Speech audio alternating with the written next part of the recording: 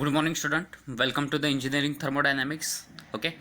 In this lecture, we studied Carnot cycle, that is a reversible cycle.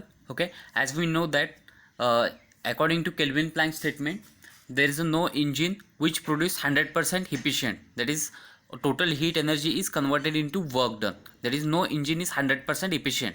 But then, which is efficient engine? Okay. Then Carnot develops a reversible cycle, that is a Carnot cycle, which is more efficient reversible cycle, okay, which produce large amount of work with respect to heat energy. Okay, as we know that no process is reversible in practice, hence the thermal efficiency of a heat engine cannot be 100%. Okay, we prove this is in Kelvin Planck statement. So the question naturally arises, what is the most efficient cycle? So Carnot developed a reversible cycle called Carnot cycle. Okay, the Carnot cycle is a reversible cycle. Okay, then in cycle, what is cycle? Cycle is a when all processes are performed in a such a way that initial state and final state are identical. Then that cycle, that process is called as a cycle. Okay, then Carnot cycle consists of 4 different processes. Okay, first is a reversible isothermal expansion, reversible adiabatic expansion, reversible isothermal compression, reversible adiabatic compression. Means in Carnot cycle there are 2 isothermal processes, reversible isothermal process and 2 reversible adiabatic process. Okay, now the question is, what is compression and what is expansion? In compression, okay, as we know that piston cylinder arrangement, okay, consider a cylinder in which gas is filled. Okay, after that piston is moved downward or inward, then the gas will be compressed. Okay, in compressed condition, the pressure of the gas increases, okay, and volume of the gas decreases. But during compression, temperature of the gas also increases. Okay, means what? In compression process आपका pressure increase होने वाला है, temperature increase होने वाला है, लेकिन volume क्या होने वाला है? डिक्रीज होने वाला है, क्योंकि गैस क्या होता है? कॉम्प्रेस होता है, एरिया का उसका कम हो जाता है. बट ड्यूरिंग एक्सपांशन प्रोसेस में क्या हो जाता है? पिस्टन अगेन अपने टॉप पोजीशन पे चला जाता है, तो गैस क्या हो जाता है? सिलेंडर में एक्सपांड हो जाता है. बराबर है. तो गैस एक्सपांड होगा तो क्या होगा? आपका प्रेशर डिक्रीज होगा, वॉल्यूम क्या हो जाएगा? सिलेंडर का बढ़ जाएगा, तो वॉल्यूम इंक्रीज होगा. लेकिन ड्यूरिंग एक्सपांशन प्रोसेस क्या हो जाएगा? आपका जो हीट है वो भी ट्रांसफर हो सकता है बाहर, इसलिए टेम्परेचर भी क्या होगा? रिड्यूस होगा. मतलब ड्यूरिंग एक्सपांशन प्रोसेस आपका प्रेशर एंड टेम्परेचर क्या होने वाला है? रिड्यूस होने वाला है, और वॉल्यूम जो है वो क्या होने वाला है? इंक्रीज होने वाला है. ओके, तो ध्यान में क्या रखना है? कॉम्प्रेशन में आपका प्रेशर इंक्रीज होने वाला है, टेम्परेचर इंक्रीज होने वाला है. ओके, और वॉल्यूम डिक्रीज होने वाला है. ड्यूरिंग एक्सपांशन प्रोसेस आपका प्रेशर और टेम्परेचर दोनों क्या होने वाले हैं? डिक्रीज होने वाले हैं, और वॉल्यूम क्या होने वाला है? यहाँ पे इंक्रीज होने वाला है. ओके, तो ये क्या है? यहाँ पे आपको ध्यान में रखना है कॉम्प्रेशन और एक्सपांशन. ओके, अभी कार्नोट साइकिल में 2 आइसोथर्मल रिवर्सिबल प्रोसेस है और 2 रिवर्सिबल क्या है? एडियाबेटिक प्रोसेस है. ओके, नाउ हम डायग्राम की तरफ चले जाते हैं. ओके, तो यहाँ पे आप डायग्राम देख सकते हैं ऊपर, जहाँ पे क्या है? पिस्टन सिलेंडर अरेंजमेंट प्रोवाइड किया है. ओके, तो सिलेंडर को क्या है?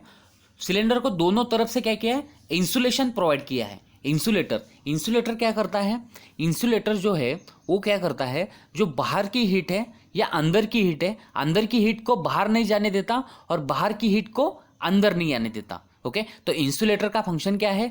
जो गैस का अपना टेम्परेचर है उसको क्या करता है? कांस्टेंट मेंटेन करता है. जैसे कि थर्मस फ्लास्क क्या आता है? जैसे भी ठंडा वाटर लिया तो ठंडा वाटर ठंडा ही रहता है, उसके अंदर की हीट बाहर नहीं जाती और बाहर की हीट अंदर नहीं आती. तो वहाँ पे ऐसे, यहाँ पे भी ऐसा ही है. इंसुलेटर है जो कि क्या करता है? आपकी गैस की हीट क्या क्या करता है? कांस्टेंट रखता है, उसकी हीट बाहर नहीं भेजता और बाहर की हीट अंदर नहीं लाता. ओके, तो जो यहाँ पे सिलेंडर दिया है, सिलेंडर का हेड, ओके, तो सिलेंडर का हेड जो मैंने दिखाया यहाँ पे, ओके, तो वहाँ पे क्या है? एडियाबेटिक कवर है. ओके, एडियाबेटिक कवर मतलब क्या है? वो भी इंसुलेटर है जो कि रिमूवेबल है. मतलब क्या है? रिमूवेबल है. एक बार हम उस इंसुलेटर को लगाएंगे, एक बार उसको निकाल देंगे. ओके, अभी एडियाबेटिक कवर को जब निकालेंगे तो उसको कांटेक्ट में हम क्या करेंगे? गैस के कांटेक्ट में सोर्स एज सिंक लगाएंगे. ओके, सोर्स मतलब क्या होता है? जो हीट देता है. सिंक मतलब क्या है? जो गैस की हीट एब्सॉर्ब करता है. मतलब सोर्स क्या करता है? अपनी हीट वो गैस को देगा. ओके, सिंक क्या करता है? जो गैस की हीट है वो लेगा, बराबर है। तो यहाँ पे सोर्स और सिंक दिया है, ओके, और वो एडियाबेटिक कवर है जो कि रिमूवेबल है, सिलेंडर हेड के यहाँ पे रखा है, ओके। अभी यहाँ पे क्या है, टोटल 4 प्रोसेसेस है, ओके। एक तो पहली प्रोसेस है आइसोथर्मल एक्सपांशन, उसके बाद है एडियाबेटिक एक्सपांशन, ओके, उसके बाद आइसोथर्मल कंप्रेशन और लास्ट में है एडियाबेटिक कंप्रेशन, ओके। अभी प्रोसेस कैसे होते हैं वो देखते हैं हम, ओके। तो फर्स्ट प्रोसेस है प्रोसेस 1 to 2, यहाँ पे हम डायग्राम देख सकते हैं पीवी और टीएस डायग्राम, ओके। तो प्रेशर और वॉल्यूम डायग्राम में देखिए, फर्स्ट पोजीशन देखिए प्रेशर वॉल्यूम डायग्राम में, ओके, जहाँ पे आपका क्या है, प्रेशर मैक्सिमम है और वॉल्यूम क्या है, कम है। जहाँ पे स्टेट 1 देख सकते हैं आप, P1 प्रेशर P1 है और वॉल्यूम V1 है। प्रेशर P1 मतलब मैक्सिमम प्रेशर है और V1 मतलब क्या है, मिनिमम प्रेशर। मतलब कौन से कंडीशन में है अभी गैस अभी कॉम्प्रेसर कंडीशन में है। मतलब पिस्टन कहाँ पे है, पिस्टन डायरेक्टली लोअर लेवल पे है, इनर साइड में है, जहाँ पे आपका गैस कॉम्प्रेस्ड हुआ है और गैस का प्रेशर P1 है और वॉल्यूम ऑफ सिलेंडर क्या है, V1 है, बराबर है। अभी यहाँ पे क्या होने वाला है, एक्सपांशन प्रोसेस होने वाले। एक्सपांशन कौन सी प्रोसेस है, रिवर्सिबल आइसोथर्मल एक्सपांशन। अभी यहाँ पे प्रोसेस 1 to 2 जो है वो कौन सी है, रिवर्सिबल आइसोथर्मल एक्सपांशन, ओके। अभी यहाँ पे देखो आपको 2 पॉइंट्स है प्रोसेस में बताया था, isothermal process and adiabatic process. Isothermal process में क्या होता है, जो प्रोसेस 1 to 2 आपका टेम्परेचर क्या रहता है, कांस्टेंट रहता है, that process is called as a isothermal process. मतलब प्रोसेस एक पॉइंट से चालू हुए सेकंड के पास जाते वक्त आपका टेम्परेचर क्या रहने वाला है, कांस्टेंट रहने वाला है, that process is called as a isothermal process. Adiabatic process मतलब क्या है, एडियाबेटिक प्रोसेस मतलब क्या है, उसमें कोई हीट एडिशन नहीं होगी, कोई हीट रिजेक्शन नहीं होगी, okay, that is called as adiabatic process, okay. Adiabatic process is called as also isentropic process, that is entropy of the system is constant. मतलब एक पॉइंट से सेकंड पॉइंट तक जाते वक्त आपकी एंट्रोपी क्या रहेगी, गैस की कांस्टेंट रहेगी, ओके। अभी प्रोसेस 1 to 2 कौन सी है, आइसोथर्मल एक्सपांशन है। मतलब क्या होगा, जो आपका पिस्टन था जो इनर साइड में था वो क्या होगा, बाहर की तरफ चला जाएगा, बराबर है। पिस्टन बाहर की तरफ एक्सपांड हो रहा है, एक्सपांड हो रहा है मतलब क्या होता है, प्रेशर डिक्रीज होता है, टेम्परेचर डिक्रीज होता है और वॉल्यूम इंक्रीज होता है, बराबर है। अभी यहाँ पे प्रोसेस कौन सी है, आइसोथर्मल प्रोसेस है। मतलब आपको टेम्परेचर क्या रखना है, यहाँ पे कांस्टेंट रखना है, बराबर है। लेकिन एक्सपांशन प्रोसेस में क्या होता है, आपका टेम्परेचर डिक्रीज हो जाता है, बराबर है। लेकिन टेम्परेचर डिक्रीज हो रहा है, लेकिन प्रोसेस कौन सी है, आइसोथर्मल है। मतलब टेम्परेचर हमें कांस्टेंट मेंटेन करने के लिए क्या करना पड़ेगा, गैस को मुझे हीट सप्लाई करनी पड़ेगी। ड्यूरिंग एक्सपांशन टेम्परेचर ड्रॉप होता है, हीट रिजेक्ट होती है, बराबर है। लेकिन मैं उसको हीट सप्लाई करूंगा तो हीट क्या हो जाएगी, मेंटेन रहेगी और टेम्परेचर क्या रहेगा, कांस्टेंट रहेगा। इसलिए मैं क्या करूंगा, आइसोथर्मल एक्सपांशन प्रोसेस में, जो कि प्रोसेस 1 to 2 है, ओके, तो उस वक्त ड्यूरिंग एक्सपांशन क्या करूंगा, आइसोथर्मल एक्सपांशन, वो जो एडियाबेटिक कवर है उसको निकाल दूंगा, ओके। और जो सोर्स है, सोर्स को कॉन्टैक्ट में लाऊंगा। अभी सोर्स क्या करेगा, अपनी हीट गैस को देगा, ओके। तो गैस का टेम्परेचर इंक्रीज होगा, लेकिन एक्सपांशन में क्या हो रहा है, टेम्परेचर ड्रॉप हो रहा है, तो टेम्परेचर वहां पे मेंटेन रहेगा और टेम्परेचर ड्यूरिंग 1 to 2 क्या होगा, आपका कांस्टेंट रहेगा, ओके। तो यहाँ पे क्या होगा, आपकी आइसोथर्मल एक्सपांशन प्रोसेस होगी। अभी यहाँ पे पीवी डायग्राम में देख सकते हैं 1 to 2, ओके। 1 to 2 क्या हुआ, आपका प्रेशर ड्रॉप हुआ, बराबर है, प्रेशर ड्रॉप हुआ, वॉल्यूम इंक्रीज हुआ, बराबर है। अभी टेम्परेचर लेकिन ड्रॉप होने वाला था, लेकिन मैंने क्या किया, वहां पे सोर्स लगा के टेम्परेचर कांस्टेंट रखा, ओके। तो यहाँ पे आप टीएस डायग्राम में देख सकते हैं, प्रोसेस 1 to 2 आपका टेम्परेचर देखो T1 = T2, वो क्या रहेगा, कांस्टेंट रहेगा, बराबर है। तो पहली प्रोसेस हो गई कौन सी, आइसोथर्मल एक्सपांशन प्रोसेस, ओके। अभी क्या किया, सोर्स को निकाल दिया और एडियाबेटिक कवर सिलेंडर हेड के यहाँ पे लगा दिया, बराबर है। अभी देखो, जब मैंने हीट सप्लाई की गैस को, तो गैस की क्या हो गई, इंटरनल एनर्जी इंक्रीज हो गई, बराबर है। सिस्टम को हीट दे दिए तो सिस्टम क्या हो जाती है, इंटरनल एनर्जी इंक्रीज हो जाती है। First law of thermodynamics property, internal energy, okay. Heat add की तो इंटरनल एनर्जी बढ़ती है, हीट रिजेक्ट की तो इंटरनल एनर्जी क्या होती है, रिड्यूस होती है। यहाँ पे मैंने हीट सप्लाई की तो गैस की इंटरनल एनर्जी क्या हो जाएगी, इंक्रीज हो जाएगी, ओके। अभी इंटरनल एनर्जी इंक्रीज हो गई, सो जो कॉम्प्रेशन था आइसोथर्मल कॉम्प्रेशन, वो क्या होगा, कंटिन्यूस होगा। लेकिन यहाँ पे जो कॉम्प्रेशन होगा वो कौन सा होगा, एडियाबेटिक कॉम्प्रेशन। क्यों, तो यहाँ पे क्या किया मैंने, वो जो एडियाबेटिक कवर था वो सिलेंडर हेड के यहाँ पे लगा दिया। मतलब तीनों सेक्शन मेरे क्या हो गए, इंसुलेटेड हो गए, ओके। तो यहाँ पे जो कंप्रेशन होगा वो कौन सा होगा, एडियाबेटिक कॉम्प्रेशन। क्यों होगा?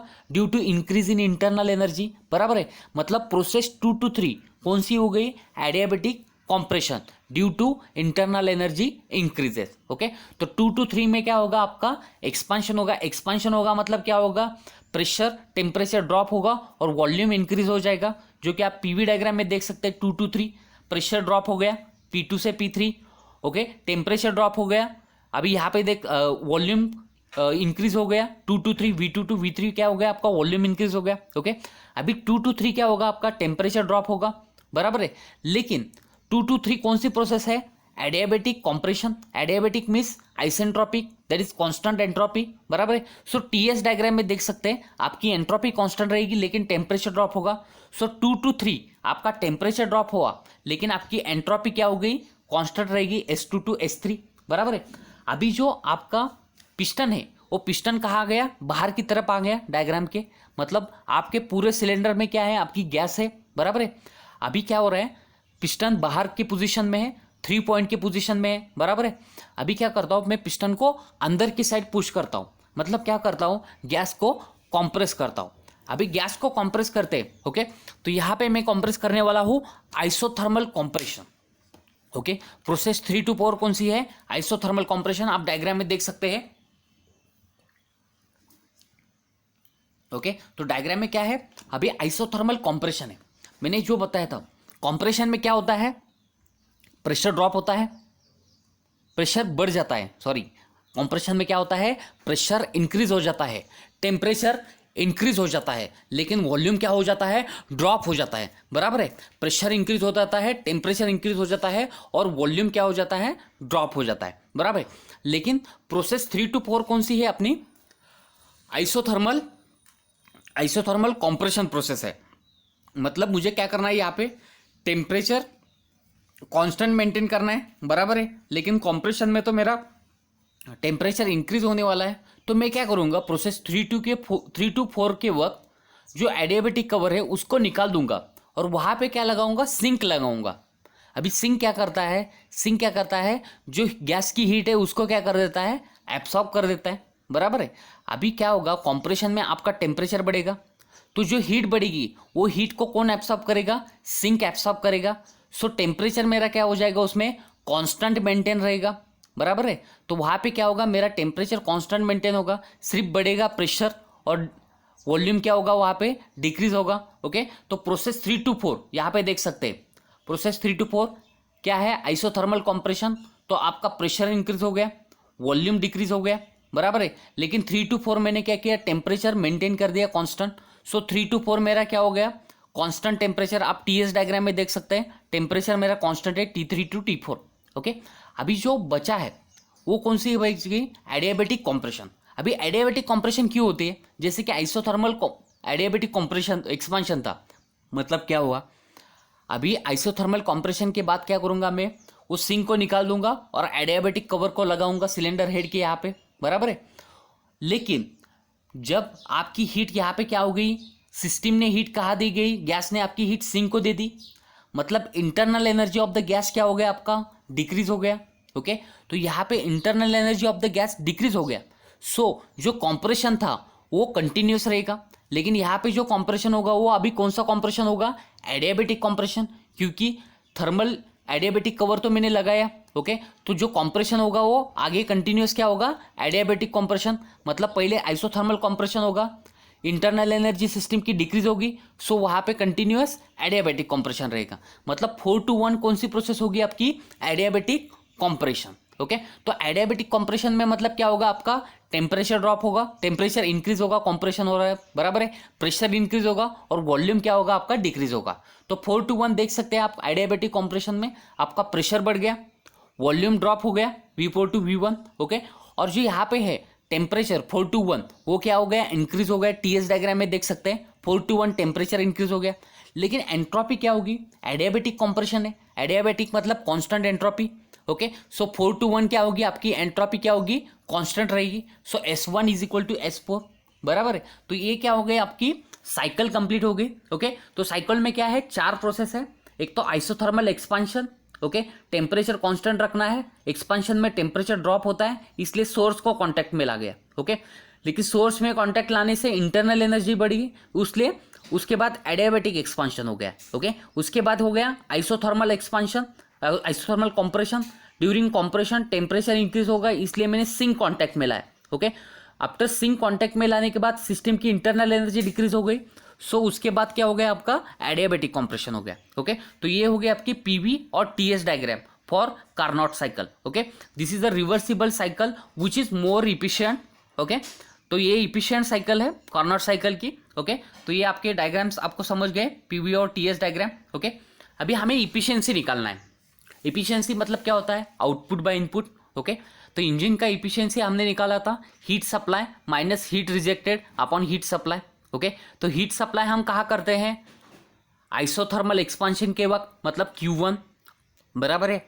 और जो हीट रिजेक्ट कब करते हैं, during compression, isothermal compression, direct Q3। Okay, so Q1 minus Q3 upon Q1 is the efficiency. Okay, अभी यहाँ पे आइसोथर्मल है, आइसोथर्मल वर्क हीट का फॉर्मूला क्या है, P1 V1 ln V2 by V1। P1 V1 मतलब क्या होता है MRT1। ओके, सो फॉर्मूला लिखा है यहाँ पे MRT1 ln V2 by V1 minus reject जब होती है वो भी कौन सा है, आइसोथर्मल कंप्रेशन बराबर है। तो आइसोथर्मल का हीट का फॉर्मूला फिर से MRT3 ln V3 by V4। Okay, so Q1 का फॉर्मूला डाल दिया। ओके, कॉमन सब में MR है। ओके, तो MR सबसे निकल गया बराबर है। अभी देखो T1 इक्वल टू T2 है आइसोथर्मल एक्सपांशन, और T3 equal to T4 isothermal compression. Okay, so यहाँ पे T1 इक्वल टू T2 है, T3 इक्वल टू T4 है। ओके, प्रोसेस 2 to 3 कौन सी है, एडियाबैटिक एक्सपांशन। ओके, तो एडियाबैटिक एक्सपांशन का formula T2 by T3 is equal to क्या है, V3 by V2 gamma minus 1। Okay, temperature और वॉल्यूम का रिलेशन। सिमिलरली 1 to 4, 4 to 1 जो प्रोसेस है वो कौन सी है, एडियाबैटिक कंप्रेशन, उसमें भी टेम्परेचर वॉल्यूम का रिलेशन लिख दिया बराबर है। तो दोनों तरफ क्या है, T2 इक्वल टू T1 है और T3 इक्वल टू T4 है, मतलब वॉल्यूम इक्वल हो गए V3 by V2 is equal to V4 by V1 बराबर है। तो मैं क्या करता हूँ, V4 को लेफ्ट साइड लेता हूँ, V2 को राइट साइड लेता हूँ, तो V3 by V4 is equal to V2 by V1। अभी ऊपर वाला इक्वेशन देखो Q1 माइनस Q3 अपन Q1। ओके, वहाँ पे वॉल्यूम है V2 by V1 and V3 by V4, तो वॉल्यूम की सब क्वांटिटी सेम हो गई बराबर है। मतलब MR ln V2 by V1 सब जगह से कॉमन निकले, कैंसिल हो जाएगा, सिर्फ बचा क्या फिर T1 minus T3 upon T1। Okay, तो टेम्परेचर को डिवाइड करूंगा तो आएगा 1 minus T3 by T1। Okay, तो टेम्परेचर और हीट यहाँ पे क्या है, कोरिलेट कर रहे हैं, तो इक्वेशन आएगा 1 minus Q3 by Q1। Okay, तो 1 गेट कैंसल, तो बचा क्या, Q3 by Q1 is equal to T3 by T1। Okay, तो T3 लेफ्ट साइड लिए हैं, तो Q3 by T3 is equal to Q1 by T1, मतलब Q upon T is equal to क्या होगा, कांस्टेंट मिलेगा। तो ये कॉर्नर साइकिल में ये प्रूव हो जाता है कि from above equation it is clear that heat transfer from a heat reservoir is proportional to its temperature and this is called as a Carnot principle. Okay, तो कार्नोट प्रिंसिपल क्या बताता है, जो हीट ट्रांसफर कर रहे हैं वो proportional to कैसे रहता है, आपका टेम्परेचर के हिसाब से। Okay, this is called as a Carnot principle. Okay, तो कार्नोट साइकिल आपको समझ गए। Okay, thank you.